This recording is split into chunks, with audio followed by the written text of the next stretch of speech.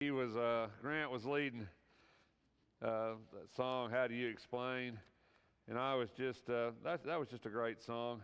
I really enjoyed that this morning. Sitting there thinking, he was singing that of all the blessings God has given me, and I just can't even think of all of them, really. There's just too many, but flood over you. So God is good all the time. I was thinking about this sermon. Actually, this is a sermon I guess I've thought about in my head 1,000 times and probably have referred to it many times but never really preached it, because it talks about a man who was after God's own heart. And that is kind of hard to define, I think. You think, well, what does that mean, to be after his own heart? It means that he has the same passion, the same compassion, maybe. Same focus, same purpose. I've always wondered if I'm a man after God's own heart. If God looked at me and said, is Rex a man after God's own heart? I think when you think of David, King David, and you think about that statement, you ask yourself a question. What did it really mean in David's sense? Because obviously, as we're going to see, David wasn't perfect, was he? David wasn't a man after God's own heart in the sense that David never failed. David never did anything wrong. David never did anything bad. That's not the context of King David. So it kind of makes you wonder about things. God's relationship with man. And I think in this case, God's relationship with sin and how that affects our relationship with God. And what is forgiveness exactly? And what is the price of sin? And there's just so many things in this story that I have thought about so much in my life. It's a story I'm sure, right? I hope we all know. It's a story of betrayal. It's a story of adultery. It's a story of murder. It's a story of, man, it's just like one of those things, if you saw it on TV, it would just make a really good story, because there's all those things that make these stories that we watch, right? It's a story of a king who had all kinds of power and was prosperous, and God had blessed him beyond measure.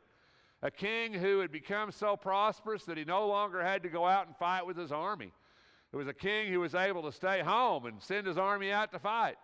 He had prosperity. In a sense, he had peace. He had borders that were secure. He had it pretty good, right? It's a story of a man who looked at a woman and desired her, and I guess that's happened a billion times in history, right? Maybe it's a story of a woman who maybe exposed herself in a way that maybe she shouldn't have, bathing on a roof that maybe she knew other people could see. I don't know the answer to that question. It's a story of a king who used his power and his influence to, I don't know whether to seduce a woman or to bring her into his palace. He was in an adulterous relationship with her. She conceived a child. That's enough within itself, a married woman. Not only was she married to one of David's greatest warriors, Uriah the Hittite, who was one of the mighty men of David, one of his greatest warriors. Uriah, who was so upright, so righteous, wasn't he? What a righteous man. He comes in. David's plan is to have him go lay with his wife so he could blame the child on Uriah instead of on him. David's plan was to cover it up, right? Such a tremendous story. And of course, Uriah is such a faithful man to David that Uriah, he won't do it, right? He comes in, he goes, go down to your wife. Uriah sleeps at the door of he sleeps with the king's servants.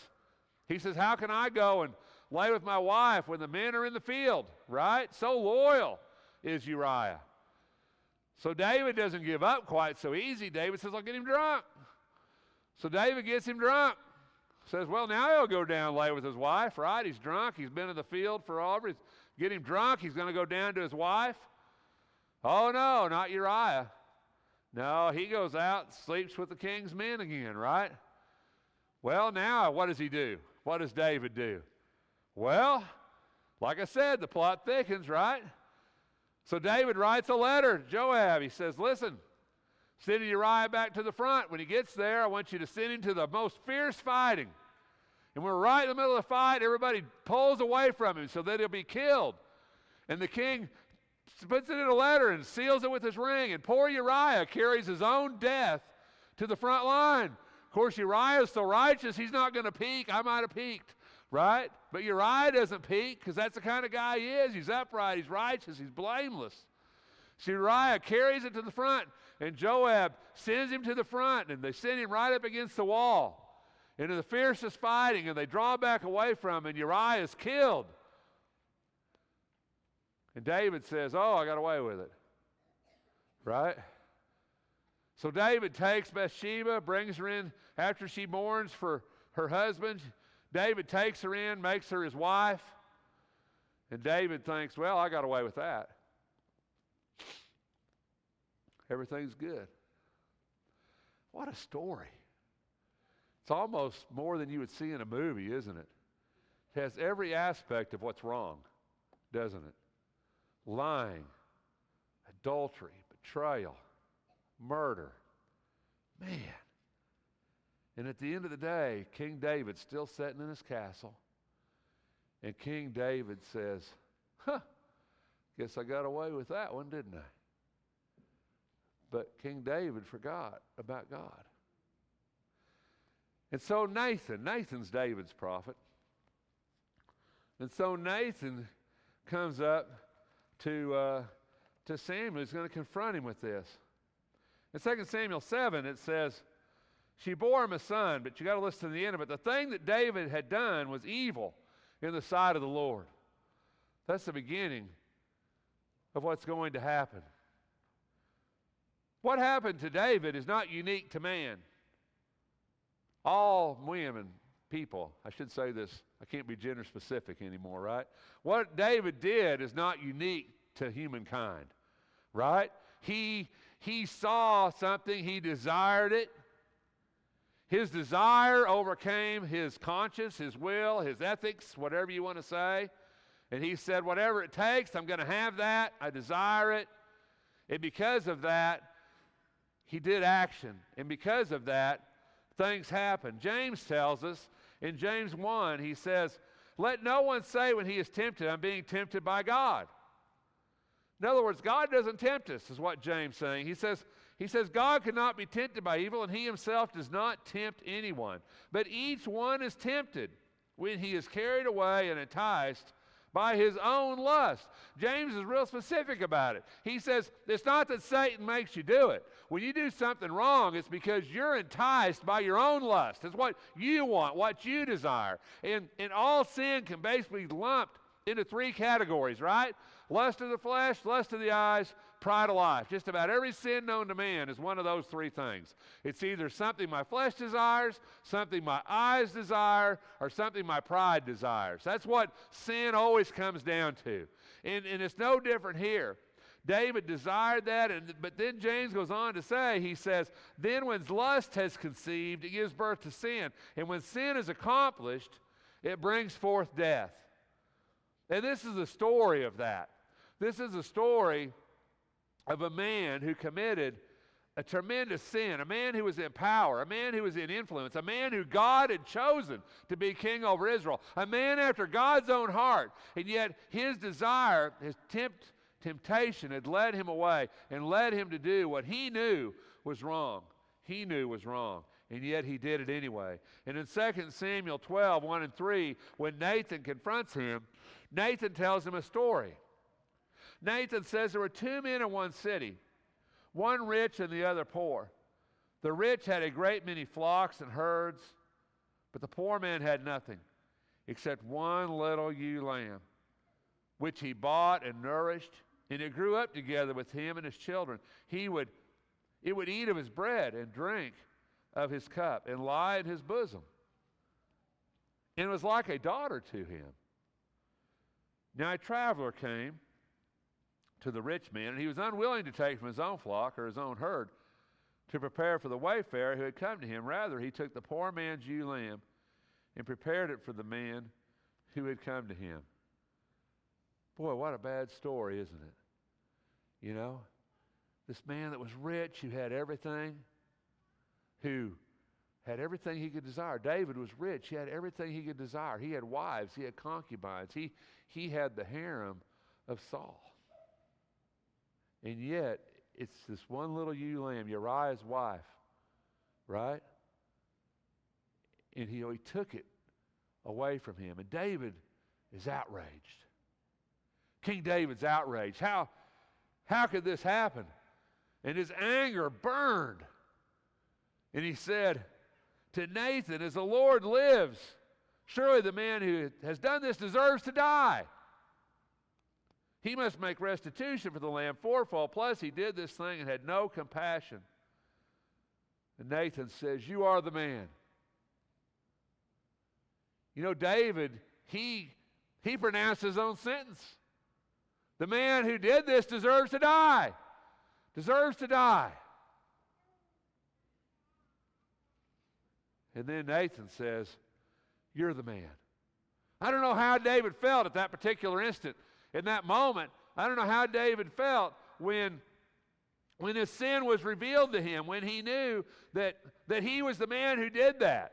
But I do know one thing about David. David knew the law. And the law says, if you do this, you deserve to die. That's what the law says. The law says, if a man is found lying with a married woman, then both of them shall die. The man who lay with the woman and the woman. Thus you shall purge the evil from Israel. You know, if you really look at Deuteronomy 22, which I had to put all that up there. If you look at Deuteronomy 22, there's a really interesting thing in Deuteronomy 22. In Deuteronomy 22, it kind of gives this thing. It says, okay, this is the way this works. If a man lies with a married woman in the city, they both die. The man, because he laid with a married woman, and the woman, because she didn't cry out. If a man lays with a married woman in a field, only the man dies. Because the woman, if she cries out, no one can hear her. Now I want you to think about this for a minute with this story. So we're in the city. We're in the castle, right? And Bathsheba could have cried out. Bathsheba could have cried out. But apparently she didn't. So in this story, in this tale, both of them should have been put to death. Him for committing adultery, her for not crying out. There's sin involved on both sides here, according to God, according to the Bible. There's sin on both sides. And so this was his punishment. This is what he prescribed. This is what should have happened to him. But Romans 6:23 says the wages of sin is death. You see, Romans 3:23 says we all have sinned and fall short of the glory of God. All of us have sinned. All of us, our wages of sin is death. When our sin is revealed to us, we should understand that we deserve a punishment for that. We deserve death for that. David deserves death for what he did. But what's going to happen? How's this going to play out? How's God going to deal with it? Here's David, a man after God's own heart. David, who's king of Israel. David, who God chose to be king of Israel. How's God going to deal with this? Do you stone the king? Can you stone the king? I don't know. Right? So what do? How do you deal with it? How do you deal with sin? What happens in this situation? How are we going to do for that? In Psalms 51, we get a little insight into David. David laments. I should have had Grant lead this song. I was going to call you, tell you to lead this song. I didn't do it. Be gracious to me, O God, according to your loving kindness, according to the greatness of your compassion. Blot out my transgressions. Wash me thoroughly from my iniquity and cleanse me from my sin. For I know my transgressions, and my sin is ever before me. And then David makes one of the most profound statements that maybe David ever made. David says, against you and you only have I sinned, and done what is evil in your sight, so you are justified when you speak, and blameless when you judge. Against only you have I sinned, he says. And that, I think it's a fascinating statement, because sin is against God. We forget that sometimes. We think, well, I sinned against somebody. David sinned against Bathsheba, maybe. Maybe not. I don't know how that went down. David definitely sinned against Uriah, right? And I always think it's going to be interesting, or would have been interesting. I want to hear the story when I get to heaven about when David got to heaven and got to see Uriah. I just want to know how that went, right? Because I figure they both made it to heaven. I just want to know how that conversation went. Because David had a lot of explaining to do, didn't he? I don't know. Maybe Uriah had a lot of forgiving to do. I don't know how that works, but I'm just saying that sins against God. It's not, and we always sometimes we don't think that way. We think we sin against each other. When we break God's law, even though it hurts somebody else, we've sinned against God. We've done something God didn't want us to do. And God knows that. If you remember what I said, it said it was evil in the sight of the Lord, wasn't it? And David understands this. I've sinned against you, and I deserve punishment. I deserve whatever you give me. I deserve death. So how's this going to work? In 2 Samuel 12:13, I think it's one of those statements, one of the verses in the Bible I refer to a lot. I think about this verse a lot. David said to Nathan, I have sinned against the Lord. And Nathan said to David, the Lord also has taken away your sin. You shall not die. We talk about grace in the Old Testament. Does it exist? The idea that God can have mercy under the law. Because the law is absolute, right? The law is absolute. The law says if you commit adultery, you're to be stoned to death. The law is real absolute. But yet, God, there's mercy here. There's grace here. God says you've been forgiven. You won't die. You won't die. That's what you should do. David pronounced his own judgment. He said that man should die. The law says specifically you should die. And Nathan says God's forgiven you. You shall not die. But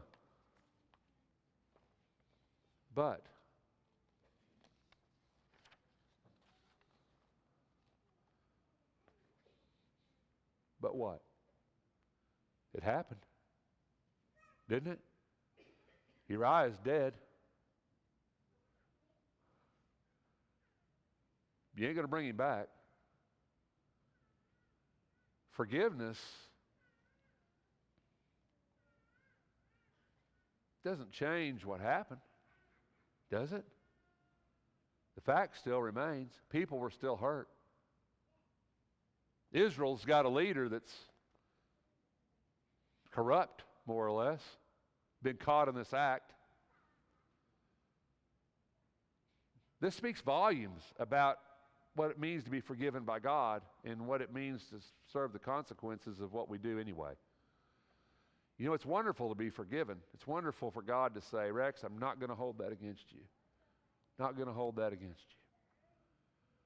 But God can't erase the damage that sin does in our lives. You know, we need to consider that. When we sin, it sets in motion things beyond just us. And to David, God said, listen. He says, you won't die, but,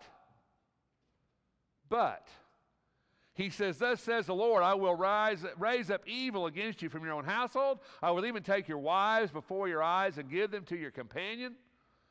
He will lie with your wives in broad daylight. Indeed, you did it secretly. I will do this thing before all Israel and under the sun. And then you go down to 14, it says, however, because by this deed you have given occasion to the enemies of the Lord to blaspheme, the child also that is born to you shall surely die.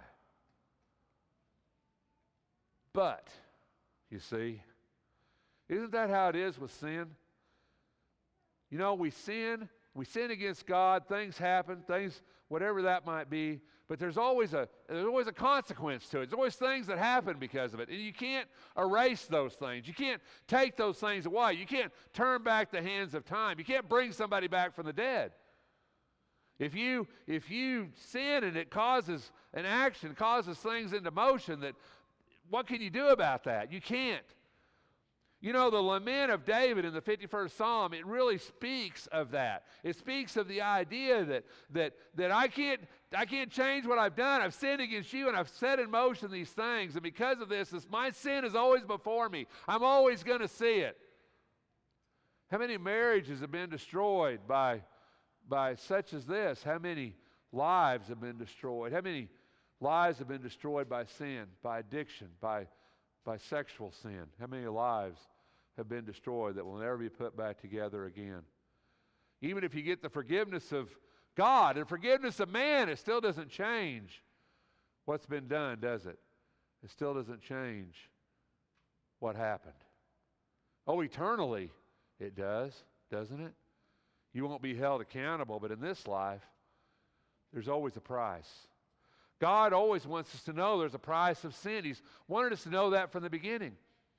When Adam and Eve sinned in the garden and they made themselves clothing of fig leaves and they covered themselves and hid from God, and God came into the garden and God called them out, and then God made them clothes from animal skins. There was no death in the garden till Adam and Eve sinned, and then God sacrificed his own creation to make them skins to cover themselves with, because God wanted them to know there's a price for sin, and God wanted them to know that he pays the price. When Jesus Christ came to this earth to die on the cross, why did he have to do that? Because God wanted us to know that there's a cost for our sin. There's a price that has to be paid, an atonement that has to be made, and that Jesus Christ is that atonement. He wants us to know that we are worth something because he cost him something to redeem us and buy us back as his children. There's a price for sin. And Jesus Christ paid the price for our sin by hanging upon a cross. Surely we won't die if we're a Christian, if we're forgiven. The Lord has forgiven our sin, right? And surely we won't die eternally. Surely we'll have a home in heaven with him. But it doesn't change the fact that when we sin on this earth, we set in motion things that cost us something, that cost somebody something. When David chose to sin, it cost Uriah his life. It cost the child its life. It cost David his throne for a while. There was a price that had to be paid, because there's a price for sin. David, in the 51st Psalm, he says, "Create in me a clean heart, O God, and renew a steadfast spirit within me. Do not cast me away from your presence. Do not take your Holy Spirit from me. Restore to me the joy of your salvation and sustain me with a willing spirit. Then I will teach transgressors your ways, and sinners will be converted to you. Deliver me from blood guiltless. O God, the God of my salvation, then my tongue will joyfully sing your righteousness, O Lord. Open my lips that my mouth may declare your praise. For you do not delight in sacrifice, otherwise I would give it. You are not pleased with burnt offering. The sacrifice of God are a broken spirit and a broken and contrite heart. O God, you will not despise." You know, the 51st Psalm is all about David's sin with Bathsheba, his lament and his plea to God to create. And we sing that song, right? Create in me a clean heart, O God. It seems like a very New Testament idea, but it's really an Old Testament thought. Create in me a clean heart and renew a steadfast spirit. Don't cast me away from your presence. Restore me the joy of your salvation. You know, the truth is, no matter how bad we sin, no matter how bad we mess up, God is there to forgive us if we repent, to take us back. But it's more than taking us back, isn't it? It's about renewing our spirit. Because David's sin was always before him. You know, I think for the rest of his life, David probably woke up in the morning and think, what have I done? What have I done? What have I done? Because it was always there. But he wanted God to create in him a spirit, a good spirit, and to take peace within his life and to put joy back into his life. He wanted God to make things as right in his life as he could in spite of the things that he had done. There's so much to this story, brethren. Does our past hold us back? Does it cripple us? Things that we've done, mistakes that we've made? We ask for forgiveness, yet sometimes we don't really feel forgiven. Do we? We don't really feel forgiven because we feel like we still have it on our heart. It's still in front of us. We can't get rid of it. And yet God forgives us so we can move on.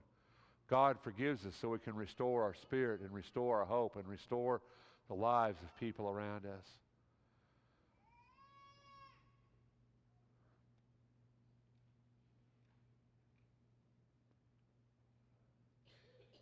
I'm sure David went to heaven. I'm sure David was saved because God forgave him. But I'm sure David knew that there was a price. And I'm sure if you asked David, David, could you go back? Could you go back and do this again? Was that sin worth the price? And you know what David would say? No. It wasn't worth the price. In the moment, I thought it was. In the instant, I thought it was worth it. But I didn't think about what it would cost. I didn't think about the lives it would change. I didn't consider the ramifications of what I was going to do. Brethren, when we're tempted to sin, when we see it before our eyes and we're tempted, you know how it is. We rationalize it, don't we? I deserve it. I need it. Why can't I have that? Right? Everybody does it. Nobody will ever know. Right? Isn't that what we think? Because that's what Satan tells us. But listen to your heart. Listen to what God tells you. That when you sin, you're going to pay a price. Just say no. Remove yourself from places that tempt you. Remove yourself from situations where you're tempted. Take yourself out of those places, because eventually temptation will win. Sin will win. Satan will win if you leave yourself in there long enough. You know, the truth is, David could have saved himself this if he just went inside his house and shut the door, couldn't he? All David had to do was go inside his house and shut the door. But David stood outside and watched. And if Bathsheba knew he was watching, all she had to do was take her bath inside instead of on a roof. Right? But she stayed outside. If you put yourself in temptation's way long enough, eventually it will win and you will lose. Flee from Satan. Flee from temptation, because the price you'll pay is not worth the pleasure you'll receive for an instant. That's the lesson of David in his darkest hour. If there's any way we can help you this morning, won't you let it be known while we stand?